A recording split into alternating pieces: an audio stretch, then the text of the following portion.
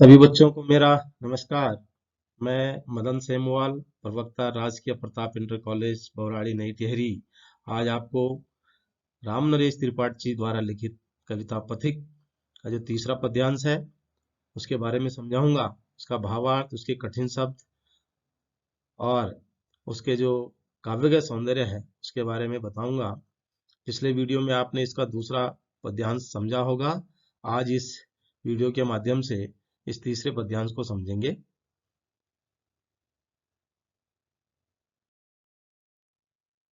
ये जो पद्यांश है एक बार इसको देख लेते हैं। जब गंभीरतम अर्ध निशा में जग को ढक लेता है, अंतरिक्ष की छत पर तारों को छिटका देता है, सस्मित वदन जगत का स्वामी मृदु गति से आता है, तट पर खड़ा गगन गंगा के मधुर गीत गाता है।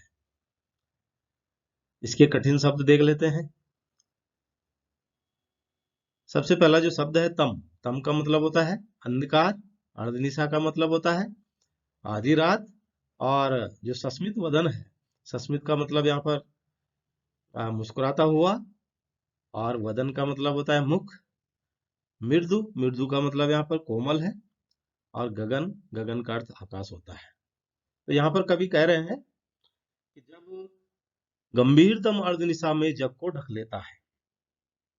यहाँ पर जो पथिक है, कवि पथिक के रूप में दुनिया के दुखों से विरक्त होकर के प्रकृति के सौंदर्य पर मुग्ध होकर वही बसना चाहता है, और उसके प्रकृति के प्रेम के बारे में बताता है। और कहता है कि जब आधी रात को गहरा अंधकार सारे संसार को ढक लेता है, गहन अंधकार पूरे संसार को अपने आगोश में ले लेता है, और आकाश की जो छत है उस पर न जाने कितने तारों को जो है छिटका देता है, बिखेर देता है। अर्थात आकाश में तारे टिमटिमाने लगते हैं, चमकने लगते हैं। सस्मित वदन जगत का स्वामी मृदु गति से आता है, और उसी समय मुस्कुराते हुए जो जगत का स्वामी है अर्थात ईश्वर धीमी गति से आता है, और तट पर खड़ा गगन गंगा के मधुर गीत गाता है।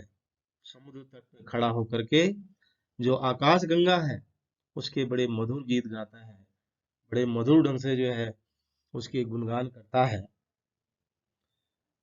आगे कह रहे हैं, जो पद्यांश है दूसरे पद्यांश में ये कह रहे हैं कि उसमें ही विमुग्ध हो नभ में चंद्र भी हंस देता है, वृक्ष विविध पत्तों पुष्पों से तन को सज लेता है, पक्षी हर्ष संभाल न सकते मुग्ध चहक उठते हैं, फूल सांस लेकर सुख की सानंद महक उठते हैं। अब यहाँ पर इसमें जो कठिन जो शब्द हैं उनका अर्थ समझ लेते हैं। सबसे पहला जो शब्द इसमें है विमुग्ध। विमुग्ध का जो अर्थ होता है वो प्रसन्न होता है। विहस का मतलब हंसना, और सानंद का मतलब यहाँ पर होता है आनंद पूर्वक या आनंद सहित। तो कह रहे हैं कवि आगे, उसमें ही विमुग्ध हो नभ में चंद्र भी हंस देता है। कि जो संसार का स्वामी जो आकाश गंगा के गीत गाते हैं, वो संसार के स्वामी के इस कार्य पे मुग्ध होकर के आकाश में जो चंद्रमा है वो भी हंसने लगता है, मुस्कुराने लगता है। और उस समय प्रकृति में कई बदलाव देखने को मिलते हैं। उस समय प्रकृति भी प्रेम से मुग्ध हो जाती है, और कई बदलाव देखने को मिलते हैं। वृक्ष विविध पत्तों पुष्पों से तन को सज लेता है। जो वृक्ष अपने पत्तों से, अपने फूलों से अपने शरीर को सजा लेता है, और पक्षी हर्ष संभाल न सकते मुग्ध चहक उठते हैं। और जो पक्षी होते हैं वो अपनी खुशी को संभाल नहीं पाते हैं, वो अपनी खुशी को जो है रोक नहीं पाते हैं, और मुग्ध होकर के चहचहाने लगते हैं, गुनगुनाने लगते हैं। फूल सांस लेकर सुख की सानंद महक उठते हैं। और जो फूल हैं वो सुख के आनंद युक्त सांस, अर्थात सुख से पूर्वक जो सांस है उसको लेकर के जो है महकने लगते हैं, और उनकी महक चारों तरफ फैल जाती है। पूरा वातावरण उनकी महक से जो है और एक खुशबूनुमा हो जाता है। तो इस प्रकार यहाँ पे बड़े सुंदर ढंग से वर्णन किया है कवि ने। बहुत ही और प्रकृति के एक सौंदर्यता का इसमें वर्णन किया है। अब इसमें आगे इसका काव्यगत सौंदर्य समझ लेते हैं। इसमें जो है कवि राम नरेश त्रिपाठी जी ने प्रकृति का बहुत सुंदर चित्रण किया है, बहुत सुंदर वर्णन इसमें किया है, और प्रकृति का मानवीकरण भी यहाँ पर किया गया है। जैसे जो यहाँ पर गगन गंगा के मधुर गीत गाता है, तट पर खड़ा गगन गंगा के मधुर गीत गाता है, यहाँ पर मानवीकरण अलंकार है। इसके अलावा चंद्र विहंस देता है, यहाँ पर भी मानवीकरण अलंकार है। तो इस दोनों पद्यांशों में जो है यहाँ पर मानवीकरण अलंकार है।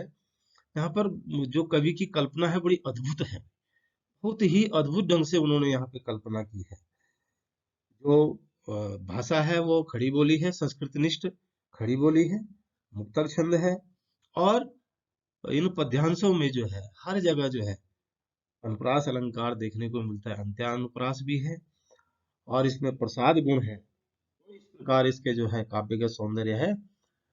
आज आपने इस वीडियो के माध्यम से इस पद्यांश का भावार्थ समझा। आशा है आपको पसंद आया होगा। अगली बार आपको इसी कविता का जो दूसरा पद्यांश है, अंतिम पद्यांश, उसके बारे में आपको बताया जाएगा।